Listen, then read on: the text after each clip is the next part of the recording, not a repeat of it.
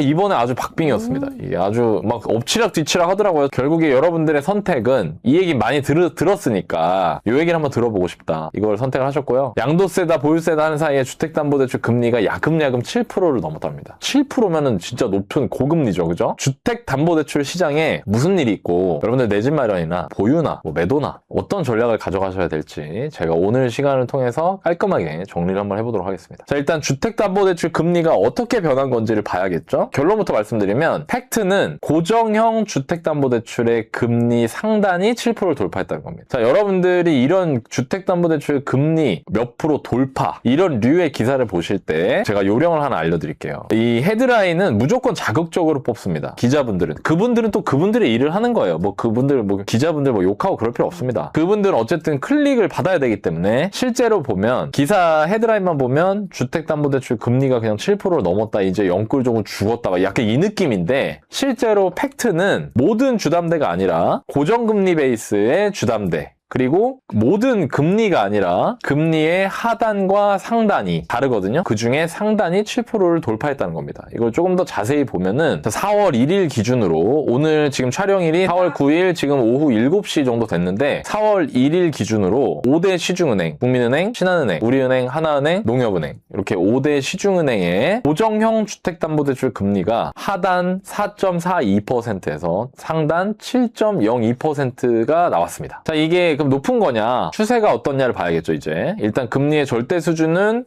낮진 않은 것 같아요. 추세가 어떠냐면 1월 중순 기준으로 한 두 달 반 전이죠. 두 달 반 전에는 4.13에서 6.29%였어요. 그러니까 지금 보면은 전반적으로 어때요? 올랐죠? 하단 기준으로는 0.29%포인트, 상단 기준으로는 0.72%포인트 올랐습니다. 자, 그래서 하단 0.29%포인트, 상단은 0.72%포인트. 이거 지금 두 달 반 동안 거의 1%가 올랐어요, 상단이. 이거는 굉장히 빠른 속도로 오르고 있는 건 맞습니다. 그래서 정리하면 2개월간 고정형 주택담보대출의 금리의 상단과 하단이 모두 올랐으며 상단의 상승폭이 더 크다. 이게 팩트예요. 이게 팩트입니다. 자, 그럼 이유를 한번 봅시다. 왜 이렇게 금리가 오른 걸까? 고정형 주택담보대출 금리가 상승한 이유 이거를 어떻게 설명을 드릴까 하다가 여러분들이 또 같이 공부하는 거니까 제가 공부를 좀 해보자면 고정형 주택담보대출의 산출 기준금리가 있습니다. 그러니까 이 주담대의 원가금리라고 생각하시면 돼요. 이것도 제품이니까 상품이죠. 돈을 떼다가 은행이 마진을 붙여서 파는 겁니다. 원가금리 기준금리가 있고요. 거기에 가상금리를 얹어가지고 주택담보대출 금리가 나오는 겁니다. 그 산출 기준이 은행채 금리예요. 고정형 주택담보대출. 근데 이 은행채 금리가 올랐습니다. 변동형 주담대 산출 기준은 코픽스예요. 여러분들 코픽스 금리 들어보셨죠? 그거는 변동형 주담대의 산출 기준입니다. 물론 당연히 코픽스 금리도 상승을 했지만 0.14%포인트 가량 상승을 했어요. 그래서 은행채 금리가 조금 더 빨리 반응을 했고요. 자, 첫 번째 이유가 있습니다. 일단 이유가 세 가지가 있는데 첫 번째 이유는 단연 전쟁 때문입니다. 자, 이거를 제가 여러분한테 간단하게 설명을 드리면 전쟁이 일어났고요. 전쟁이 일어났는데 어디서 일어났냐면 중동 지역, 산유 지역에서 일어났죠. 그래서 유가가 오릅니다. 이 유가에는 세 가지 종류가 있어요. 크게 서부 텍사스유, 그 다음에 브렌트유, 두바이유 이렇게 있는데 두바이유의 영향을 가장 많이 줬습니다. 그리고 그 두바이유는 주로 아시아 국가에서 소비하는 원유들이기 때문에 우리나라나 일본이나 중국처럼 기름이 나지 않는 국가들은 굉장히 영향을 많이 받고 있어요. 근데 이게 우리나라만 영향을 받느냐? 전 세계적으로 받습니다. 왜요? 일단 이렇게 설명을 드릴게요. 서부 텍사스유라는 게 있습니다. 그거는 미국에서 나는 거예요. 텍사스. 근데 여러분들 그거 아세요? 미국이 세계 최대 산유국입니다. 사람들은 중동이 이제 기름이 많이 난다고 생각하지만 실제로 국가 단위로 최대 산유국 미국이고요. 미국은 그래서 그 기름으로 자기들이 그냥 할 수 있어요. 상관없어요. 사실은 브렌트유라는 게 있어요. 그건 뭐냐면 영국하고 노르웨이 사이에 흑해라는 지역이 있는데 거기서 나는 기름입니다. 그게 주로 유럽에서 소비를 하고요. 물론 이제 다른 지역으로도 가긴 하지만 그리고 두바이유 중동에서 나는 기름이 이제 한중일 이 아시아 쪽으로 많이 오는데 이 아시아의 유가가 흔들리면 전 세계적으로 인플레이션 위험이 있습니다. 왜 그럴까요? 중국이 세계의 공장 역할을 하기 때문입니다. 중국 내에 물가가 오르면 중국이 만들어내는 공산품의 가격이 올라갈 수 있고 그렇게 되면은 전 세계적인 인플레이션이 일어날 수 있다는 우려가 될 수 있겠죠. 그래서 유가가 오르면서 인플레이션 우려가 생겼습니다. 그리고 금리 인상의 필요성이 대두가 됩니다. 자, 인플레이션이 왔어요. 물가가 막 오릅니다. 사람들이 괴로워요. 밥 먹을 우동, 새우튀김 자금 하나 얻는데 3,500원을 더 내라는 게 말이 됩니까? 막 이러면서 사람들이 괴로워하죠. 그죠? 근데 이렇게 되면은 국가에서 중앙은행에서 통화정책을 펼칩니다. 금리를 올려야 되겠죠. 그죠? 금리 인상의 필요성이 대두가 되는 거예요. 근데 여러분들 평상시에 이제 금리 보시는 분들 아시겠지만 원래는 지금은 금리가 내려가는 인하기에 해당이 되거든요. 정상적인 금리 사이클이라면. 근데 이런 전쟁이라는 이슈 때문에 한 번도 생각해보지 않았던 금리를 올릴 수도 있는 거야? 약간 이런 지금 공포 분위기가 있는 겁니다. 그게 아니라도 원래는 금리 인하 사이클이라 금리 내리는 걸 사람들이 막 기대를 하고 있었어요. 근데 그 인하 지연이 될 수 있겠다. 이거 금리 안 내리는 거 아니야? 이런 우려가 지금 퍼지고 있고요. 미국도 그렇고 우리나라도 마찬가지입니다. 이런 우려가 있는 상황이기 때문에 그 우려 부분들이 시장 금리에 선반영이 됩니다. 시장은 이제 시장 금리는 말 그대로 시장에서 결정되는 금리이기 때문에 굉장히 바뀌거든요. 유동적으로. 그럼 이 시장 금리가 선반영이 되니까 은행채 금리 같은 것들이 오르면서 대출 금리가 인상이 된 거예요. 이게 가장 주된 이유입니다. 지금 현재. 자, 두 번째 이유가 있어요. 이거는 우리나라의 문제인데 고환율이 우려가 되죠. 지금. 그죠? 휴전하고 나서 33원이 떨어졌어요. 하루에. 그게 이게 얼마 만에 보는 1사 환율이냐? 1,400원대. 근데 오늘 또 올랐어요. 또 1,500원 또 넘었거든요, 지금. 이거 1,500원 기준으로 막 왔다 갔다 하는 거예요. 근데 여러분들 사실 1,500원, 원달러 환율 1,500원이라는 게 익숙하신가요? 안 익숙하죠. 뭔가 비싸다 이런 느낌이 들잖아요. 달러 너무 비싸다. 이 상태에서 등락을 거듭하는 거예요. 그런데 이 환율이 기본적으로 올라가는 거는 뭐 여러 가지 이유들이 있을 수 있지만 기본적으로 원화 가치가 떨어진 겁니다. 그 원화 가치가 왜 떨어졌냐? 원화 양이 늘어나서 떨어진 겁니다. 원화 양이 늘어났는데 이거를 금리를 통해서 어떻게 조절해 줄 수 있냐면 당연히 인상하는 거죠. 금리 인상 필요성이 여기서도 또 대두가 되고 있는 겁니다. 그러니까 전쟁으로 인해서도 금리 인상을 인플레이션 우려가 생기기 때문에 금리를 인상하거나 인하하면 안 돼. 근데 우리나라 같은 경우는 또 환율도 안 좋으니까 금리를 인상하거나 혹은 인하하면 안 돼. 약간 이런 느낌인 거예요, 지금. 이 두 가지 이슈가 제일 크고요. 그 다음에 하나 더. 후임 한국은행 총재 후보자분. 분위기가 묘합니다. 이 신윤성 후보자라는 분이 요즘 여러분들 경제에 관심 많으신 분들은 이분 얼굴도 아실 텐데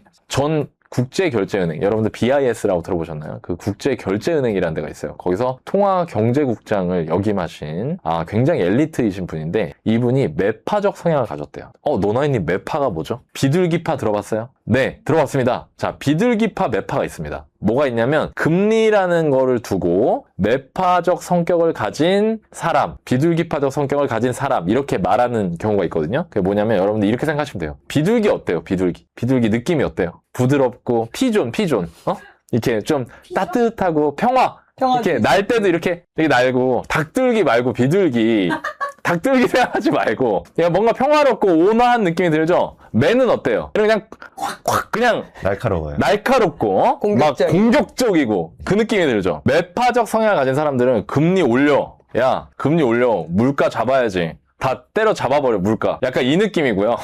약간 현타 온다. 재밌게 어떻게 이해를 시켜보려고.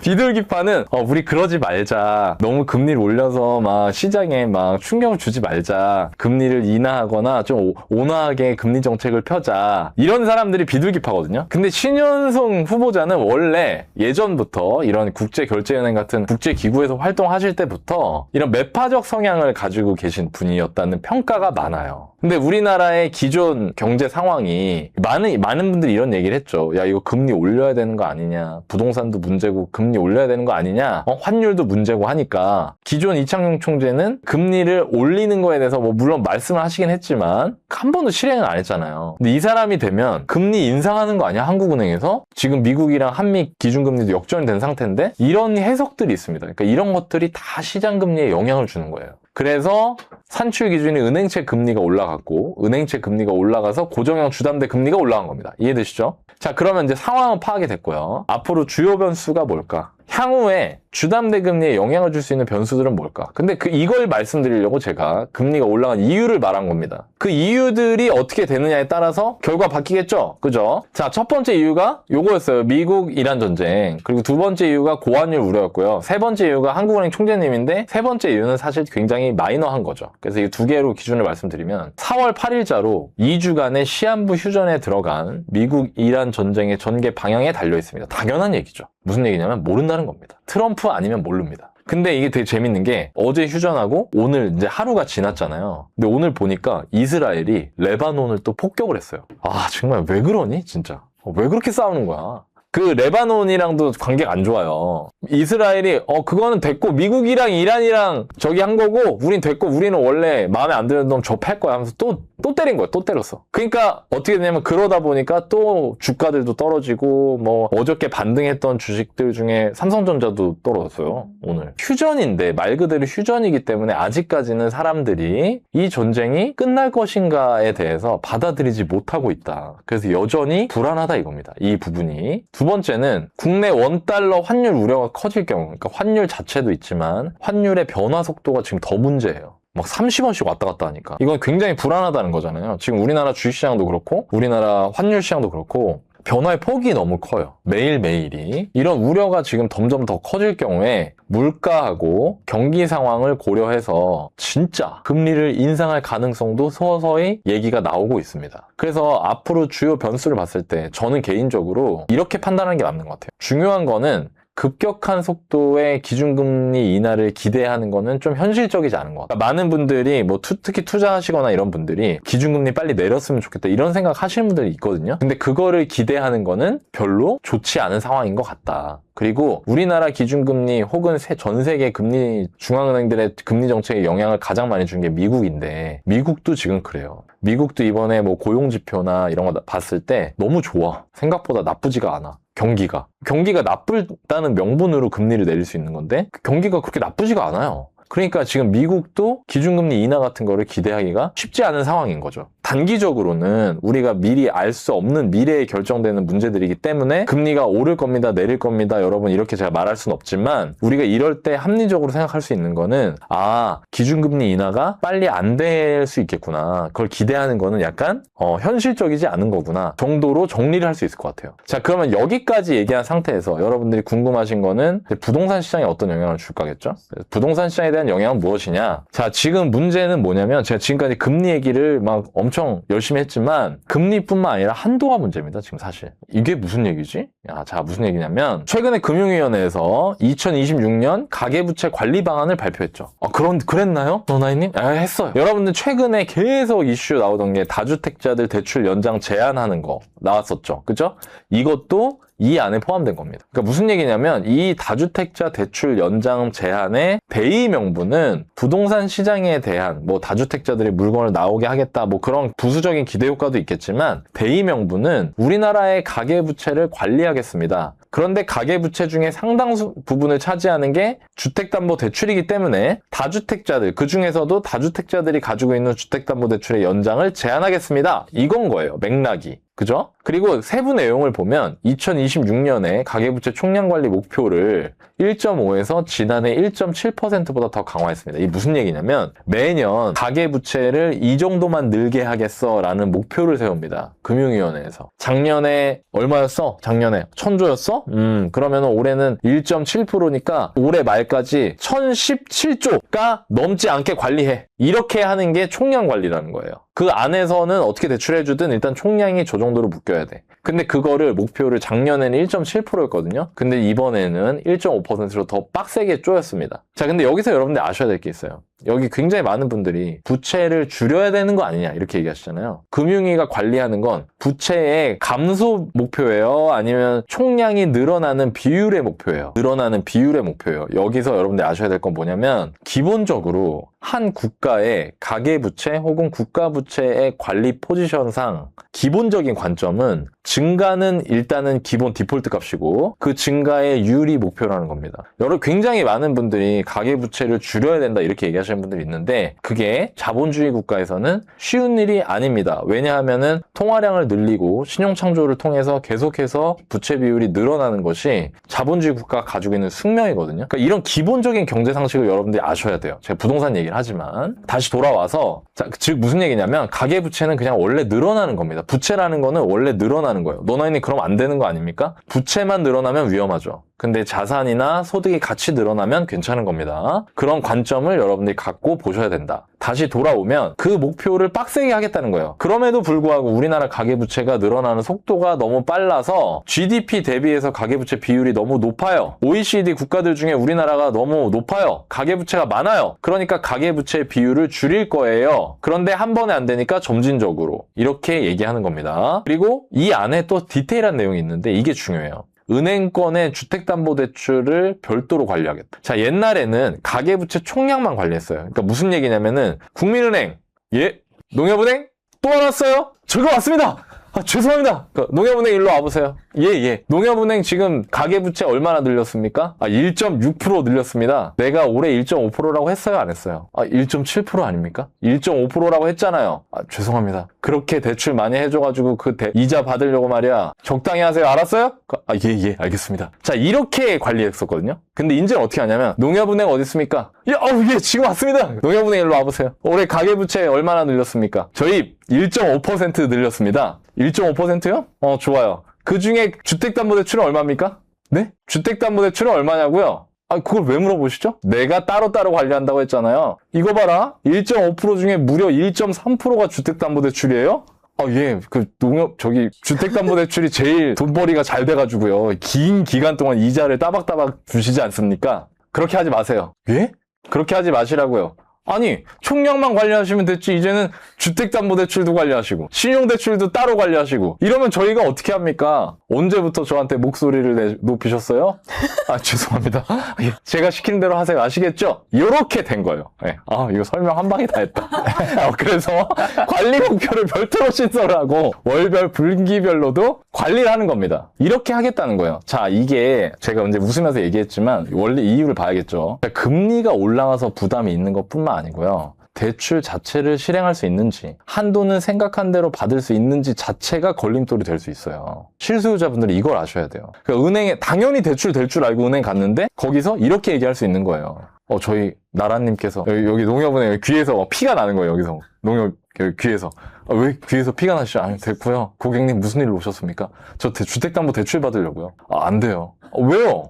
저희 정부 형님이 월별, 분기별로 다 주택담보대출 많이 안 늘리게 하시는데 저희 지점에 주택담보대출이 다 소진됐습니다. 고객님 죄송합니다. 이런 일들이 벌어질 수 있다는 거죠. 이해되십니까? 현재 대출 규제를 봐야 돼요. 그럼 이게 이제 좀 더 디테일하게 한번 더 들어가 볼게요. 현재 대출 규제 상태에서 이런 상황인 건 이해를 하셨고 지금 현재 대출 규제 상황을 먼저 알아야 됩니다. 뭐냐면 25억이 초과되는 지역은 2억 대출 나와요. 지금. 그러면 이게 무슨 얘기냐? 25억이 넘는 집을 대출을 2억밖에 안 해주는 거예요. 원래부터. 근데 지금 제가 말씀드린 건 금리도 오르고 대출 한도도 준대요. 이런 데는 어때요? 사실상 기존에도 대출이 잘 안 됐어요. 그러니까 지금까지 제가 얘기한 부분들이 영향이 제한적이라는 거예요. 이런 지역들은. 두 번째, 15억 초과 25억 이하인 지역들은 대출이 4억이 나와요. 마찬가지죠. 집값 대비 대출이 너무 적잖아요. 그러니까 영향이 제한적이에요. 15억 이하는 대출이 얼마 나오냐? 15억 이하는 집값의 생애 최초 기준입니다. 집값의 70%와 6억 중에 작은 금액이 나옵니다. 9억 이하는 덜 제한적이에요.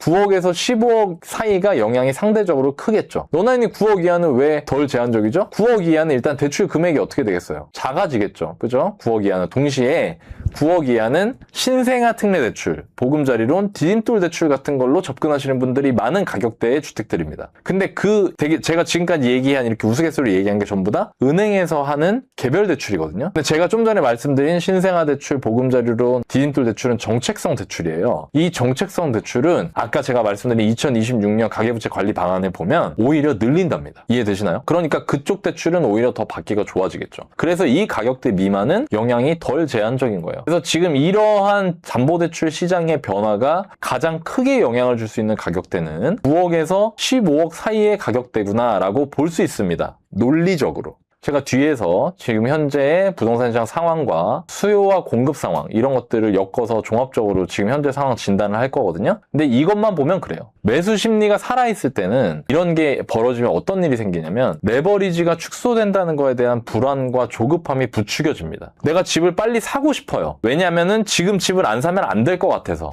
근데 이런 얘기가 들리는 거예요. 야, 은행에서 나라에서 총량 규제하라고 해가지고 대출 안 해줄 수도 있대. 자, 여러분들이 만약에 내 집 마련하려고 막 지금 계약서를 쓰네 마네 하는데 그 얘기를 딱 들었어요. 그럼 여러분들 무슨 마음이 들까요? 빨리 은행으로 달려가려고 하겠죠. 진짜 되는지 안 되는지 확인해야 되니까, 그죠? 그래서 매수 심리가 살아있을 때는 이렇게 레버리지가 축소되거나 레버리지를 일으키는 게 어려워지는 환경이 되면 불안과 조급함이 부추겨집니다. 너나이님 진짠가요? 그게 지난 2년, 3년 동안 우리가 봐왔던 겁니다. 지금 대출을 계속 줄여왔잖아요. 그때마다 사람들이 패닉이 왔거든요. 그러니까 이런 상황이 될 수 있다. 단 매수 심리가 살아있을 때. 반대로 매수 심리가 죽은 경우에는 오히려 매수세의 위축을 가속화시킬 수가 있겠죠. 그죠? 자, 그러면 어떻게 영향을 줄까? 이걸 한번 제가 좀 더 들어가서 말씀드려볼게요. 금액대별로 생각해보자. 25억 초과하는 지역, 15억 초과 25억 이하인 지역, 15억이 안 되는 지역, 이렇게 세 개로 나누겠습니다. 그리고 각각의 주택담보대출 한도가 2억, 4억, 6억이에요. 되게 재밌는 게 비쌀수록 한도가 줄어요. 그러므로 비쌀수록 대출 영향을 덜 받는 거예요. 이해되시죠? 자, 여기가 84제곱미터, 전용 면적 84제곱미터, 우리가 흔히 말하는 33평, 34평, 32평 이런 아파트들. 이 아파트 평균가 기준으로 강남, 서초, 송파, 용산이 딱 여기에 해당됩니다. 이런 지역들은 단기적으로 주담대 금리 변화의 영향이 적어요. 다만 어떤 게 영향이 더 크냐면 현재 다주택자 매물들이 나오는 거, 그 물량이 어느 정도 되는지, 그 물량들의 거래가 어느 정도 되는지, 이거에 더 영향을 많이 받을 거고, 이거는 최근 3월 말까지 안 좋았습니다. 분위기가. 매물이 쌓이는 분위기고 매수도 없고 그런 분위기였어요. 자, 그 다음에 이 중간 가격대는 84 평균 기준으로 마포에서 영등포까지 중상급지에 해당됩니다. 정확하게. 단기적인 주담대의 금리 변화의 영향이 적겠죠. 왜냐면 얘도 뭐 20억짜리 집 사는데 4억 대출이니까 비중이 매우 낮잖아요. 여기도 마찬가지로 다주택자들이 내놓는 매물의 수와 그것이 얼마나 거래가 되는가가 더 영향을 많이 줄 겁니다. 마지막으로 15억 이하 주택 같은 경우에는 84 평균가 기준으로 서울에서 강서구에서 도봉구까지의 중하급지가 해당이 되고요. 여기는 영향이 있을 수 있죠. 특히 아까 제가 말씀드린 정책 대출이 아닌 일반 은행에서 대출 받으셔야 하는 9억에서 15억 사이 아파트의 경우에는. 자, 그럼 어떻게 대응해야 될까? 너네 이제 상황 알겠어요. 어떻게 해야 됩니까? 저 내 집 마련 지금 준비하는데 주담대 금리가 고민입니다. 자, 그럼에도 제가 결론부터 말씀드립니다. 내 집 마련이 가능하다면 하는 게 맞습니다. 너나이님 9억에서 15억대도요? 네, 저는 그렇게 생각합니다. 자, 그 근거를 말씀을 드리면 이게 지금 서울 아파트의 매물수입니다. 매매 매물수예요. 매매 매물수. 와, 진짜 많이 늘었네요. 안 좋은가 보다. 시장이 안 좋은가 봐요. 맞아요. 이게 언제부터냐면 1월부터입니다. 1월부터. 왜 1월부터 늘었을까요? 1월부터 대통령이 SNS에서 주택과 관련된, 아파트 주택시장과 관련된 여러 가지 메시지를 내놓으면서 특히 다주택자 양도세 중과 유예를 폐지하겠다. 5월 9일 전까지 다 팔아라. 이 얘기가 나오고 나서부터 실제로 매물이 늘었어요. 그러면 너나이님 지금 매물이 늘었는데 매매 안 하는 게 맞지 않습니까? 근데 이게 약간 미묘합니다. 여기 보시면 자세히 보시면 올라갔다가 살짝 지금 뭔가 이상하죠, 지금. 그죠? 그래서 제가 확대를 해봤습니다. 이게 최근 한 달입니다. 딱 한 달, 3월 2일부터. 보면 3월 20일을 기점으로 매물수가 다시 감소하기 시작했어요.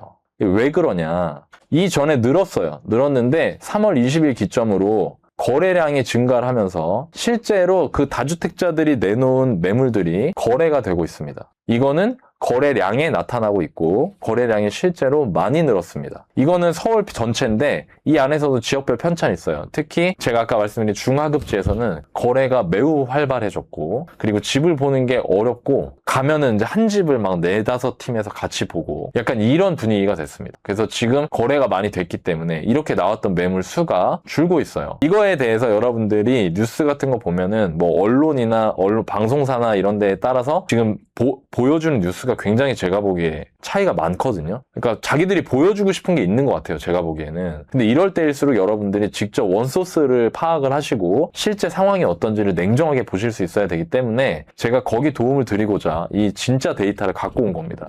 자, 근데 진짜 문제 따로 있어요. 문제가 더 있어요. 이거는 전세 매물수입니다. 자, 전세 매물수는 이게 3년 기간이거든요. 3년 동안 꾸준히 출렁거리면서 계속해서 줄고 있고요. 기울기가 최근 들어서 매우 가팔라졌어요. 그리고 이것도 한 달을 보면 계속 줄어들고 있어요. 한 달 전만 해도요. 18,000개 정도 되던 전세 매물수가 지금은 15,000개가 됐습니다. 그리고 3년 전에는 무려 전세 매물수가 45,000개였습니다. 3분의 1이 됐어요. 지금 3년 동안. 체감이 되는 겁니다. 어떤 체감이 되냐면 전세 만기가 돼서 계약갱신 청구권을 썼고 전세 만기가 돼서 4년 살다가 이제 전세를 구해야겠다 하고 전세 구하러 부동산에 가면 전세가 없는 겁니다.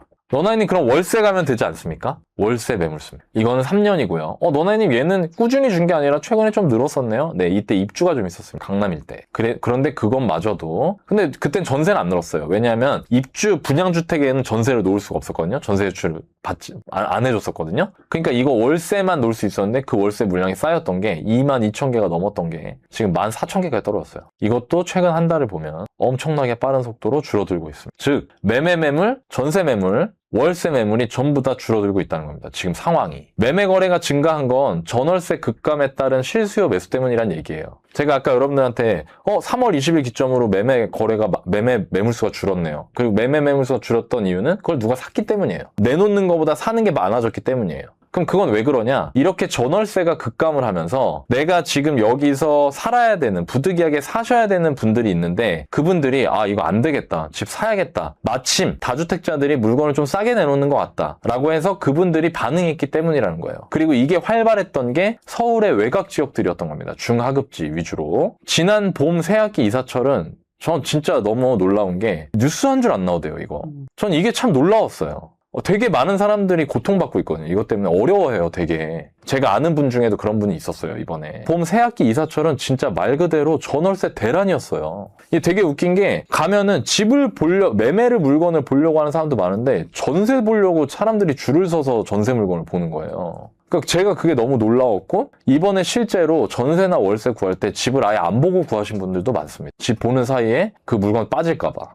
구조적으로요. 지금 이 문제가 해결이 되지 않으면 구조적인 문제, 즉 집, 매매든 전세든 월세든 사람이 들어가서 살 집 그 자체가 부족한 거가 해결이 되지 않으면 집값이 오르길 기대하는 마음에서의 매수보다 당장 살기 위해서 매수해야 하는 사람들이 매매 시장에 참여할 수 있다는 거를 아셔야 됩니다. 지금 상황이. 너나님 이게 무슨 얘기죠? 지금 집에 매수에 뛰어드시는 분들은 이 집값이 오를 거야, 올랐으면 좋겠어도 있죠. 당연히. 근데 살 곳이 없어, 지금 갈 곳이 없어서 매수를 하려고 하는 사람들이 많아졌다는 거예요. 최근에. 그게 1월 달 이후로 다주택자들 양도세 중과 이슈에 모든 사람들이 정신이 팔려있는 사이에 실수요자들이 이런 어려움을 겪고 있다는 겁니다. 그리고 지난 3년 동안은요. 사람들이 집값이 오르길 기대하는 마음에서 매수하신 분들이 많아요. 그게 무슨 얘기냐면은 작년 초에 토지거래 허가제 풀어줬을 때 강남에 전세 끼고 살 수 있을 때 그때 엄청나게 거래가 많이 됐고 사실상 2025년의 상승장은 그게 트리거가 됐었거든요. 그 오세훈 서울시장이 풀었을 때. 근데 그때는 사람들이 다 새 끼고 사는 거니까 이게 내가 실제로 거주하려고 산 게 아니고 지금 저 집을 사고 싶어. 왜냐면 저 집이 올라갈 것 같으니까. 그러니까 이런 마음이 있었어요. 근데 지금은 그렇지 않아요. 그렇기 때문에 거래가 엄청나게 일어나고 있다는 겁니다. 이게 여러분들이 이해하셔야 되고 2023년부터 2025년까지 유동성 장세였어요. 이게. 가격 상승 기대감으로 움직인 시장입니다. 이때가. 근데 제가 보기에 올해부터는 본격적인 공급 부족의 여파랑 그로 인해서 임대차 대란이 일어나고 있고 이것 때문에 실수요를 마련을 해야겠다고 마음먹는 분들이 시장에 참여하는 시장이 이루어지고 있는 겁니다. 제가 이런 표현을 했었는데 2023년부터 2025년까지는 탐욕의 시장이고요. 2026년 지금 현재부터 앞으로는 이 전월세 이 대란 속에서는 이제부터는 공포의 시장이 되는 겁니다. 내가 살 집이 없으면 어쩌지? 집값이 오를 거야 떨어질 거야 난 떨어질 것 같으니까 안 사야지 약간 이런 느낌에서 이제는 어떠냐면 이제 나 진짜 다음번 전세 만기 때 나 이사 가야 되는 거 아니야? 애 초등학교 1학년 입학했는데? 약간 이 상황이 될 수도 있다. 이게 지금 현장에서 벌어지고 있는 일이고 제가 여러분들한테 어디에서도 다루지 않는 것 같아요. 이런 이슈들에 대해서. 그냥 계속해서 정치인들이 내는 메시지 뭐 세금적인 메시지 댓글 반응도 전부 다 그런 것들이고 근데 진짜로 내 집 마련을 준비하시는 분들한테 유용한 내용은 저는 지금 현재 시장을 있는 그대로 보시는 거라고 생각하고 그거를 제가 말씀드리는 겁니다. 정책 대출 같은 경우에는 아까 제가 말씀드렸죠. 금리 변화 폭이 적고 한도가 확보되기 때문에 즉 그 보금자리론 이런 거요. 해당 대출 대상 가격대의 경우 그러니까 9억 이하, 6억 이하 이런 거 있죠. 그런 것들은 금리 변화 영향도 적어요. 심지어 하다못해 이런 상황인데 자 제가 여러분한테 마지막으로 좀 당부를 드리고 싶습니다. 이런 생각을 해보셔야 돼요. 네, 이런 생각 해보셔야 되는데 뭐냐면 주담대 금리가 오르는 거 이상으로 전월세가 오른다면 이 생각을 하셔야 돼요. 여러분들이 주택담보대출 금리가 오른다라고 하면은 이제 뭐 영끌족은 큰일 났다 막 헤드라인도 다 그렇게 돼 있잖아요. 근데 그게 문제가 아니에요. 내가 지금 전세를 거주하고 있거나 월세를 거주하고 있는 상태에서 내 집 마련 할까 말까를 고민하고 있다라고 하면 이런 특성을 알아야 돼요. 사람들은 주담대 금리만 보거든요. 근데 주택은 필수제이기 때문에 여러분들이 강제로 참여해야 되는 시장인 거예요. 주택시장은. 무슨 얘기냐면 주식은 안 사면 현금이에요. 주식은 내가 삼성 많이 올랐어 안 사. 하이닉스 너무 많이 올랐어 안 사. 위험해 보여 안 사. 그럼 현금이에요 그냥. 근데 부동산은요 자가가 아니잖아요. 그러면은 내가 안 살 수 있는 게 아닌 거예요. 전세 또는 월세란 얘기예요. 그럼 여러분들이 어떻게 판단하셔야 되냐면 단순히 집값만 보시는 거 말고 전월세 가격을 같이 봐야 된다 이겁니다. 그래야 합리적인 의사결정을 할 수가 있어요. 주택담보금리 대출이 올라서 내가 부담해야 되는 이자가 늘어나더라도 그거 이상으로 전세나 월세 임대료가 늘어나게 되면 내 입장에서는 나는 내 집도 아닌데 부담도 또 더 늘어나는 이런 상황이 올 수 있거든요. 그래서 제가 여러분한테 진짜 당부드리고 싶은 건 뭐냐면은 제발 합리적인 의사결정을 하시라는 겁니다. 그러니까 내가 믿고 있는 거 내가 바라는 대로 될 거라고 생각하고 자꾸 의사결정을 미루지 마시고 여러분들이 한번 물러나서 남의 문제라고 생각하고 내 문제라고 생각하지 말고 그냥 여러분도 합리적이잖아요. 매매하는 게 나한테 유리한지 전세금 올려주면서 버티는 게 유리한지 월세가 150, 200이에요. 구축 아파트들이 이제. 그러니까 이거를 함께 보셨으면 좋겠다. 저는 좀 그런 생각이 들고요. 그렇다고 해서 너무 급한 마음에 저지르시기보다 이왕이면은 이 지역 내에서 집을 여러 보고 내 집 마련 하기로 하셨으면은 가성비를 꼭 따져보십시오. 제가 부디 이번 이 전월세 대란을 저희 구독자분들이 슬기롭게 헤쳐나왔으면 좋겠습니다. 제가 이제 저희 채널이 커지고 말 한마디 한마디가 되게 조심스럽긴 한데 사실 저는 이제 이게 부동산 한지 10년이 넘었고 이 사이클을 계속 보잖아요. 전세 대란, 월세 대란을 여러 차례 봤어요. 역전세도 봤죠, 물론. 근데 지금은 여러분들이 전세 대란 시기라는 걸, 월세 대란 시기라는 거를 반드시 아셔야 되고 제가 너무 속상한 게 지난 사이클에서는 언론이나 뉴스나 이런 데서 이런 얘기 많이 나왔어요. 근데 지금은 아무도 얘기하지 않아요. 그냥 대통령, 정치인들이 어떤 얘기한다, 어떤 정책을 하겠다 그런 것만 퍼나르고 있거든요. 근데 실제로 지금 부동산 가보잖아요. 너무 많은 사람들이 힘들어하고 고통받아요. 그 사람들이 저처럼 매일매일 같이 부동산 시장을 들여다볼 수 있는 분들이 아니잖아요. 근데 그분들이 심지어 의사결정을 할 때 집을 안 사면 내가 이 시장에서 회피할 수 있다고 생각해요. 근데 그렇지 않습니다. 특히 지금같이 임대가 불안한 시장에서는 여러분들이 내가 전세금 올려주는 게 싸게 먹히는 건지 월세 올려주는 게 싸게 먹히는 건지 담보대출 받아갖고 담보대출 이자 내는 게 싸게 먹히는 건지를 적어도 한 걸음 물러나서 합리적으로 비교해보고 의사결정을 하셔야 된다. 그 말씀을 꼭 드리고 싶습니다. 저희 채널 구독하시는 모든 분들이 제가 드리는 이 얘기를 한 번쯤 마음에 들든 안 들든 한 번쯤 진짜 좀 이성적으로 생각을 해보시고 한번 따져보시고 여러분들이 지금 이런 어려운 상황을 슬기롭게 헤쳐나가셨으면 좋겠습니다. 자, 오늘 콘텐츠는 여기까지 하도록 하겠습니다.